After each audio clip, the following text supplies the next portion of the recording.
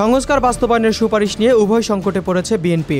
দলটি জাতীয় ঐক্যমত্য কমিশনের প্রস্তাবগুলোর সমালোচনা করলেও প্রত্যাখ্যানের ঘোষণা দিচ্ছে না, যার ফলে নির্বাচন পূর্ব রাজনীতিতে দলটি কৌশলগত দোটানায় পড়েছে।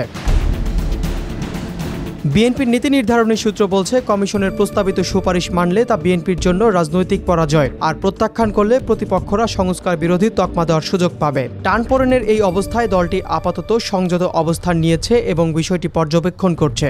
এই পরিস্থিতিতে ভারপ্রাপ্ত চেয়ারম্যান তারেক রহমানের সঙ্গে স্থায়ী কমিটির কয়েক দফা বৈঠক হলেও কোনো চূড়ান্ত সিদ্ধান্ত আসেনি। দলটি এখন সরকারের ওপর ধীরে ধীরে রাজনৈতিক চাপ তৈরির কৌশল ভাবছে। দলটির মহাসচিব মির্জা ফখরুল ইসলাম আলমগীর সংবাদ সম্মেলনে বলেন, প্রত্যাখ্যানের কথা তো আমরা বলিনি, প্রধান উপদেষ্টার কাছে অভিযোগ জানাবেন কিনা এমন প্রশ্নে তিনি বলেন, নালিশের কি আছে এটা? আমরা আমাদের মতামত জাতির সামনে তুলে ধরলাম, প্রয়োজনে আমরা প্রধান উপদেষ্টার কাছে আবার যাব।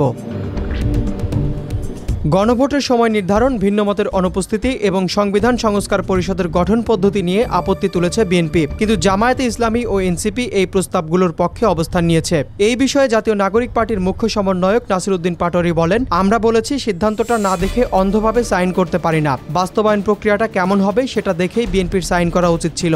বিএনপির ভুল আমাদের ঘাড়ে তুলে দেওয়া উচিত না।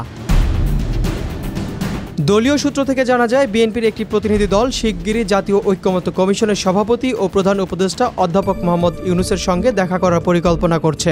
সেখানে তারা সংস্কার বাস্তবায়নের আপত্তিগুলো মীমাংসার দাবি জানাবে।